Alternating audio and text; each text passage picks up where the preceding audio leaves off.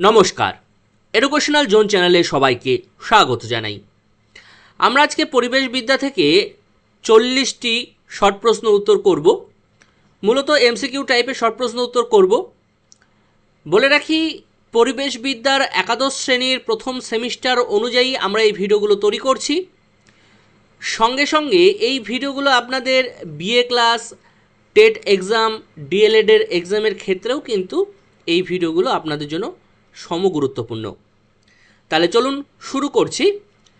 Video শুরু করার আগে আপনাদের কাছে একান্ত অনুরোধ, চ্যানেলটিকে অবশ্যই সাবস্ক্রাইব করুন, ভিডিওটি অবশ্যই লাইক করবেন, শেয়ার করবেন এবং কোনো মতামত থাকলে অবশ্যই আমাদের কমেন্ট বক্সে লিখে জানান। প্রথম পার্ট, 1 থেকে 40টি প্রশ্ন। প্রথম প্রশ্ন, এনভায়রনমেন্ট শব্দটি কোথা থেকে এসেছে? ফরাসি শব্দ এনভায়রনিয়া থেকে, ল্যাটিন শব্দ থেকে, পর্তুগিজ শব্দ থেকে, বা কোনোটি নয়? খুব তাড়াতাড়ি উত্তর করে ফেলুন।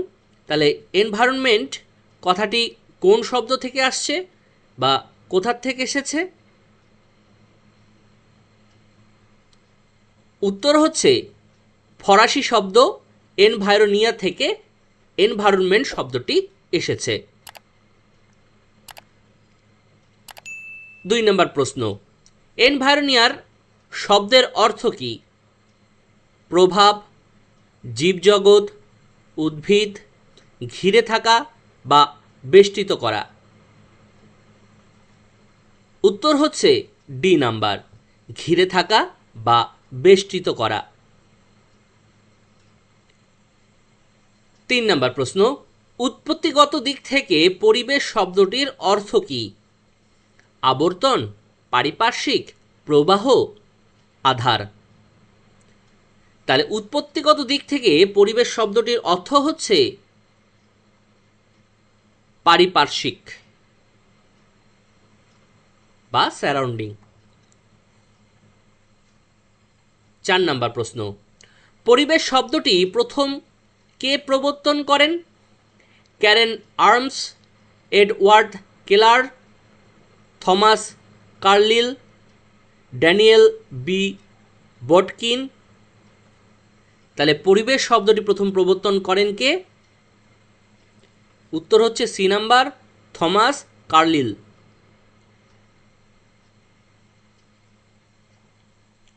5 নম্বর প্রশ্ন, মানুষের স্বাস্থ্য তৈরির মূল চাবিকাঠি নিহিত রয়েছে কোথায়? পেশার মাধ্যমে, পরিবেশের মাধ্যমে, অর্থনৈতিক মাধ্যমে, কোনোটিই নয়। মানুষের স্বাস্থ্য তৈরির মূল চাবিকাঠি কিন্তু নিহিত রয়েছে পরিবেশের মধ্যে। তাহলে উত্তর হয়ে যাচ্ছে বি নাম্বার। 6 নম্বর প্রশ্ন, সারা পৃথিবীতে কোন দিনটি বিশ্ব পরিবেশ দিবস হিসেবে পালিত হয়? 5ই মার্চ, 5ই এপ্রিল, 5ই ফেব্রুয়ারি, 5ই জুন। তাহলে আমরা কোন দিনটি বিশ্ব পরিবেশ দিবস হিসেবে পালন করি? 5ই জুন। উত্তর হয়ে যাচ্ছে ডি নাম্বার।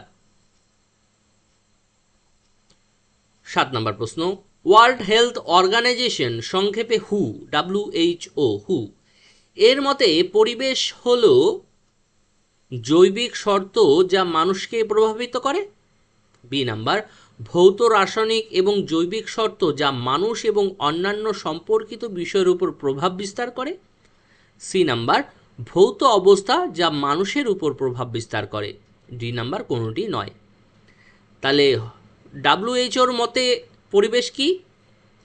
উত্তর হয়ে যাচ্ছে বি নাম্বার, ভৌত রাসায়নিক এবং জৈবিক শর্ত যা মানুষ এবং অন্যান্য সম্পর্কিত বিষয়ের উপর প্রভাব বিস্তার করে। 8 নম্বর প্রশ্ন, EPA এর সম্পূর্ণ নাম কি বা সম্পূর্ণ রূপটি কি?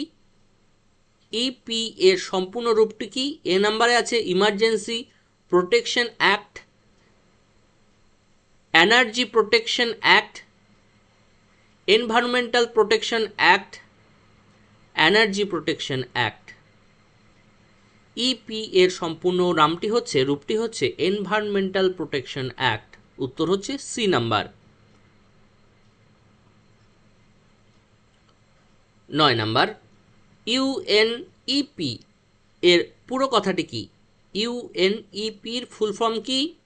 এ নাম্বার হচ্ছে Union National Environment Programme, United Nations Environment Programme, Union Nations Environment Programme, United Nations Energy programme.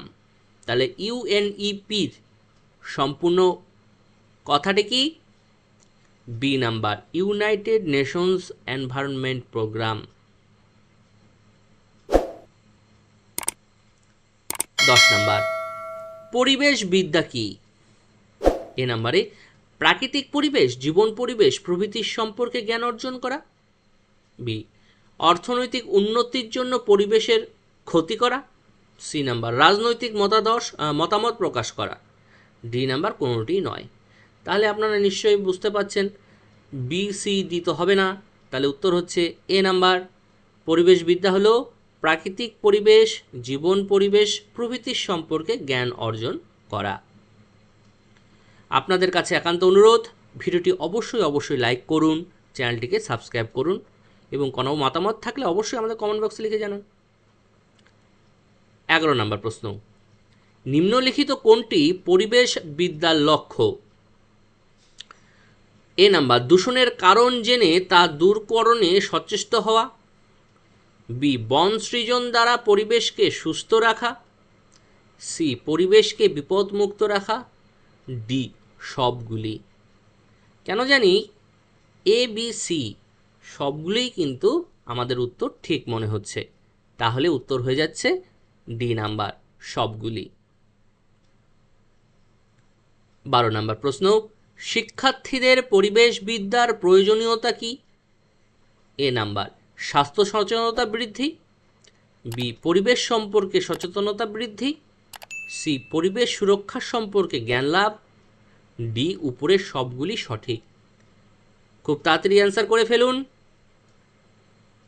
উত্তর হচ্ছে ডি, উপরের সবগুলি। 13 নম্বর প্রশ্ন, পরিবেশ বিজ্ঞান পাঠের প্রয়োজনীয়তা কি? আমরা কেন পরিবেশ বিজ্ঞান পাঠ করব বা পরিবেশ বিজ্ঞান সম্পর্কে জানব? কেন জানব? এ নাম্বার, কোনো নির্দিষ্ট ভৌত পরিবেশে জীবনের গঠনগত অভিযোজন সম্পর্কে জানা যায়। বি নাম্বার, বিশেষ গোষ্ঠী বা সম্প্রদায়ের বিশেষ গোষ্ঠী বা সম্প্রদায়ের জীবদের মধ্যে সম্পর্ক বের করা যায়। সি নাম্বার, বাস্তুতান্ত্রিক সম্পর্কে বৈজ্ঞানিক ধারণা পাওয়া যায়। ডি নাম্বার, উপরের সবগুলি। আমরা কিন্তু পরিবেশ বিজ্ঞান বা পরিবেশবিদ্যা পাঠের প্রয়োজনীয়তা নিয়ে একটা কিন্তু বিস্তারিত ভিডিও বানিয়ে অলরেডি পোস্ট করে ফেলেছি, আপনারা সেটা দেখবেন, তাহলে কিন্তু এই অ্যান্সারগুলো করতে খুবই সুবিধা হবে। তাহলে পরিবেশ বিজ্ঞান পাঠের প্রয়োজনীয়তা কি? তাহলে কি মনে হচ্ছে কোনটা উত্তর হবে? ডি নাম্বার, উপরের সবগুলি সঠিক। 14 নম্বর প্রশ্ন, সজীব এবং জড় উপাদান একত্রে কোন ধরনের পরিবেশ সৃষ্টি করে? সাংস্কৃতিক পরিবেশ, ভৌত পরিবেশ, প্রাকৃতিক পরিবেশ, কোনোটি নয়। তাহলে সজীব ও জড় উপাদান মিলে কোন পরিবেশ গঠন করে? কি উত্তর হচ্ছে? উত্তর সি নাম্বার, প্রাকৃতিক পরিবেশ। 15 নম্বর প্রশ্ন, নিম্নলিখিত কোনটি মনুষ্য সৃষ্ট পরিবেশ? সামাজিক পরিবেশ, প্রাকৃতিক পরিবেশ, ভৌত পরিবেশ, সবগুলোতে হবে না, কারণ এখানে মনুষ্য সৃষ্ট পরিবেশ বলেছে। তাহলে প্রাকৃতিক পরিবেশ কি মানুষ সৃষ্টি করে? ভৌত পরিবেশ কি মানুষ সৃষ্টি করে? না, সামাজিক পরিবেশ মানুষ সৃষ্টি করে। সেই জন্য এ নাম্বার হচ্ছে উত্তর, সামাজিক পরিবেশ। মনুষ্য সৃষ্ট পরিবেশ হচ্ছে সামাজিক পরিবেশ। 16 নাম্বার, নিম্নলিখিত কোনটি পরিবেশের উপাদান? উদ্ভিদ ও প্রাণী, আলো ও বাতাস, মাটি ও জল, সবগুলি। তাহলে এখানে কিন্তু বলেছে পরিবেশের উপাদান, তাহলে পরিবেশ কি? আমাদের চারিপাশে যা যা আছে সব কিছুই তো পরিবেশ। তাহলে উত্তর কি হচ্ছে? ডি নাম্বার, সবগুলি।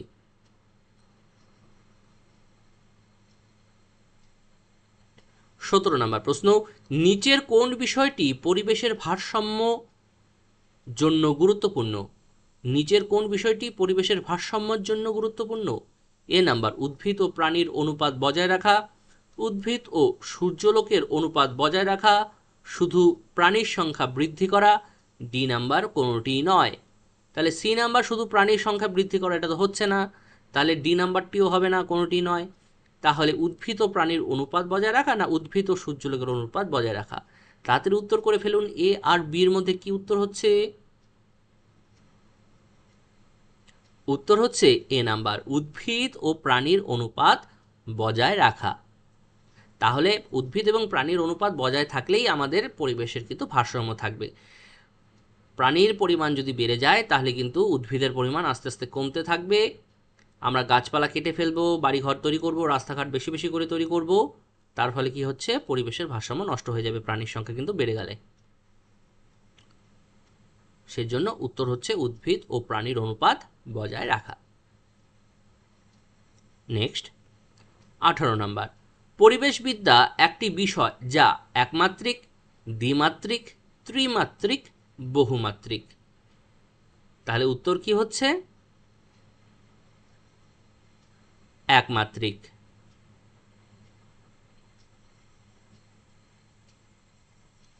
19, পরিবেশবিদ্যা বলতে বোঝায়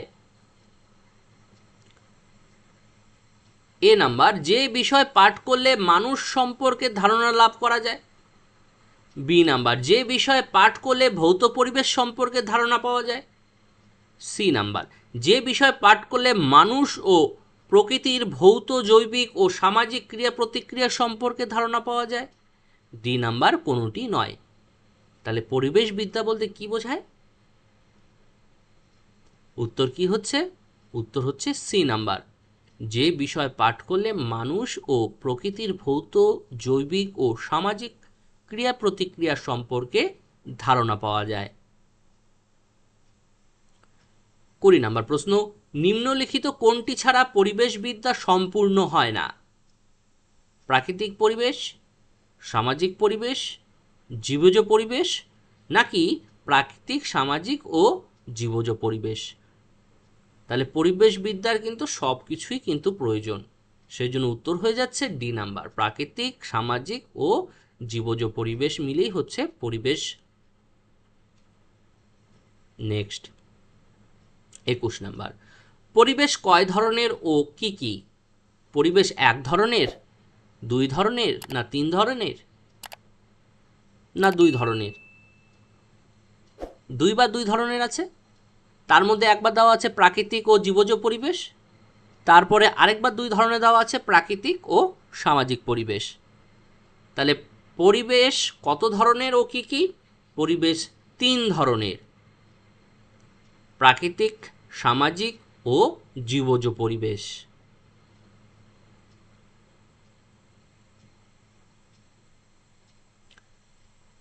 বাইশ নম্বর প্রশ্ন, উদ্ভিদ ও প্রাণী জগতের ওপর প্রভাব বিস্তারকারী বহিরঙ্গের অবস্থাগুলোর সমষ্টিকে কি বলে?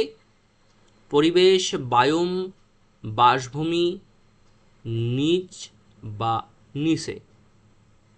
তাহলে উদ্ভিদ ও প্রাণী জগতের উপর প্রভাব বিস্তারকারী বহিরঙ্গের অবস্থাগুলোর সমষ্টিকে বলা হচ্ছে পরিবেশ।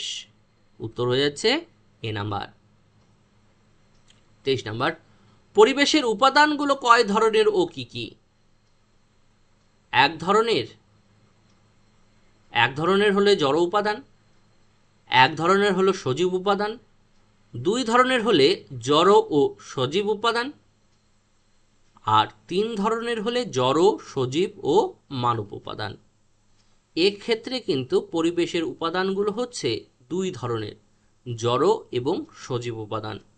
যাদের জীবন আছে তাদের আলাদা করে ভাগ করা আছে, যাদের জীবন নেই তাদেরকে আলাদা ভাগ করা হয়েছে। এই দুটো মিলেই কিন্তু পরিবেশ। নেক্সট প্রশ্ন, নিম্নলিখিত যেটি পরিবেশের সজীব উপাদান নয়, এখানে কিন্তু সজীব উপাদান নয় বলেছে। জীবাণু, জীবজন্তু, গাছপালা এগুলো কিন্তু সজীব উপাদান। আর তাহলে সজীব উপাদান কোনটি না? মহাকর্ষ, এটা কিন্তু সজীব উপাদান নয়। তাহলে উত্তর হয়ে যাচ্ছে কি? B number. আর যদি এখানে আসতো নিম্নলিখিত সজীব উপাদানগুলো কি কি, তাহলে কি হতো? জীবাণু, জীবজন্তু, গাছপালা, এদের মধ্যে তো সবারই তো জীবন আছে, সেজন্য এগুলো সজীব, জীবিত এরা।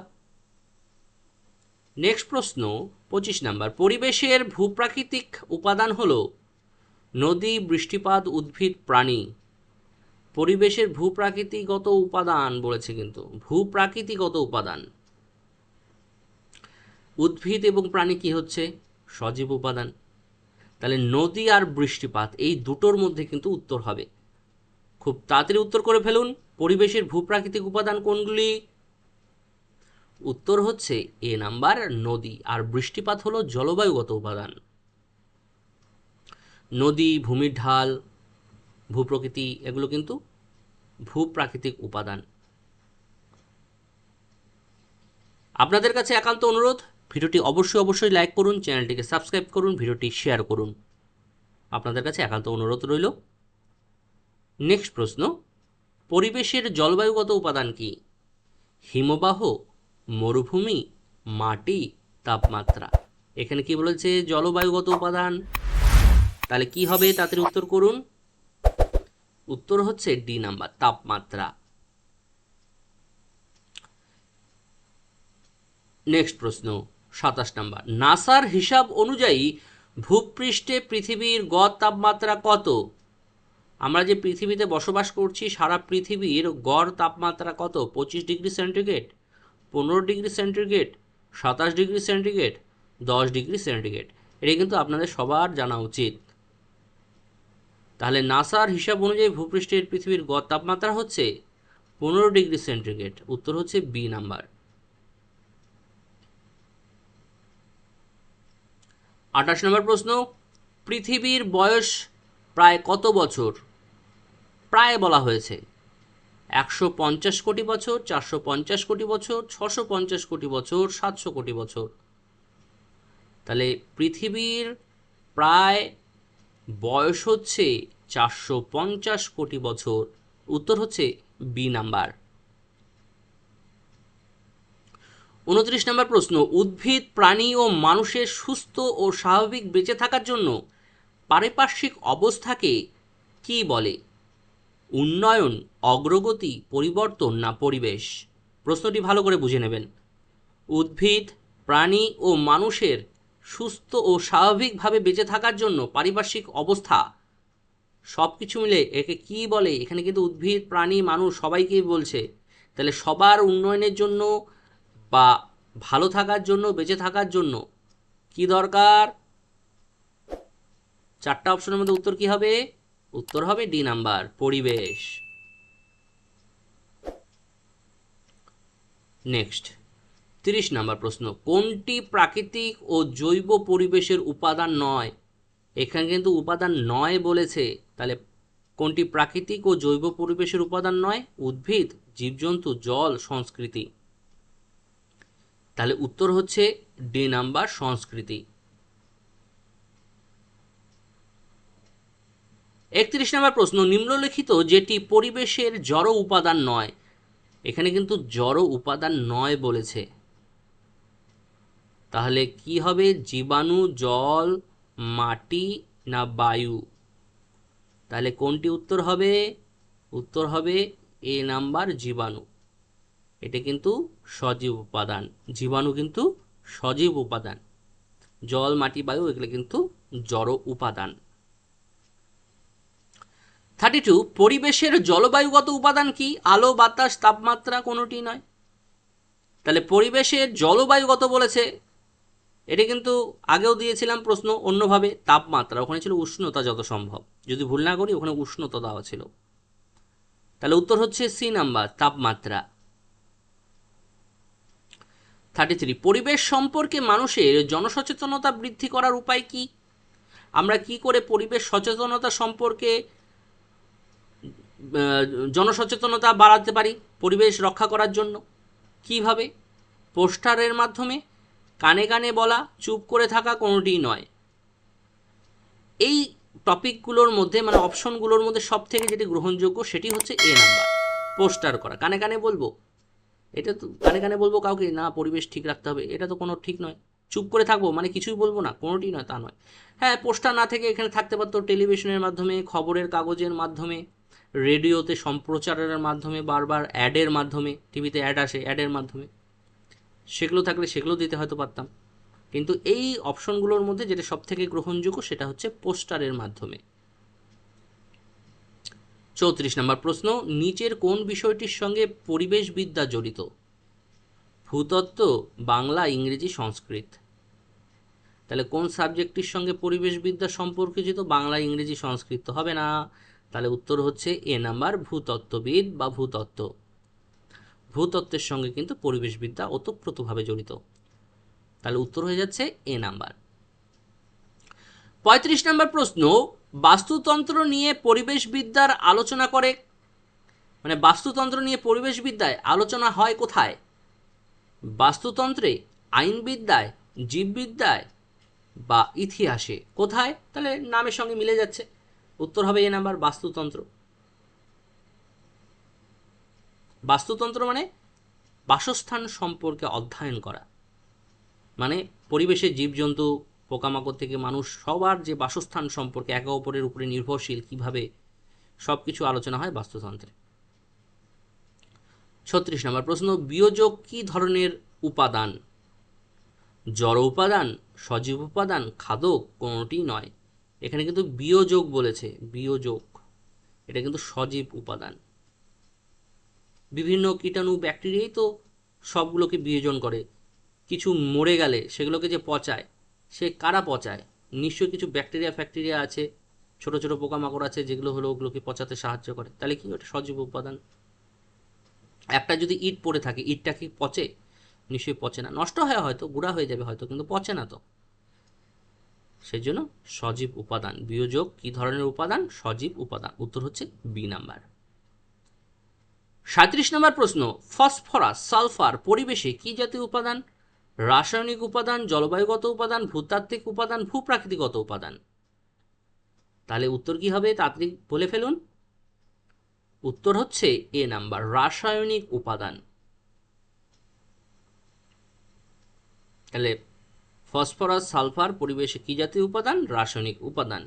নেক্সট কয়েকটি প্রশ্ন, গ্রিন অ্যাডভোকেসি কি?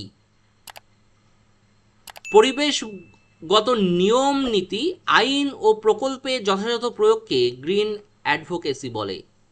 তার মানে পরিবেশ নিয়ে আইন, কানুন, নিয়ম, নীতি যে প্রচলন করে বা প্রকল্প গ্রহণ করে, সেটাই হচ্ছে গ্রিন অ্যাডভোকেসি। এছাড়াও আছে গ্রিন মিডিয়া কি? পরিবেশ সংরক্ষণ ও সুরক্ষা প্রদানে ইলেকট্রনিক্স মিডিয়ার ব্যবহারকে গ্রিন মিডিয়া বলে।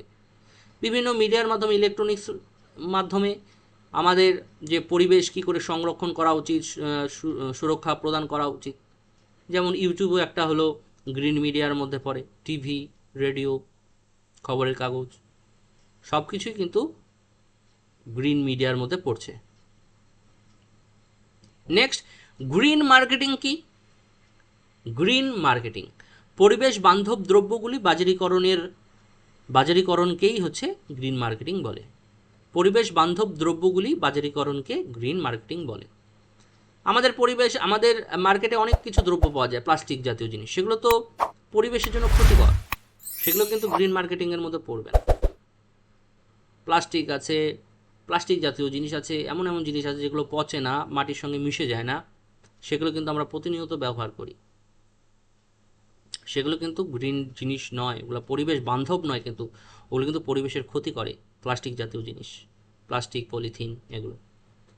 তাহলে গ্রিন মার্কেটিং কি? পরিবেশ বান্ধব দ্রব্যগুলো বাজারিকরণকে গ্রিন মার্কেটিং বলে। এছাড়াও কিছু ফুল ফর্ম আছে। EI এর ফুল ফর্ম কি? Environmental impact assessment. GEF full form হচ্ছে গ্লোবাল এনভায়রনমেন্টাল ফ্যাসিলিটি। WWF এর ফুল ফর্ম হচ্ছে world wide fund for nature.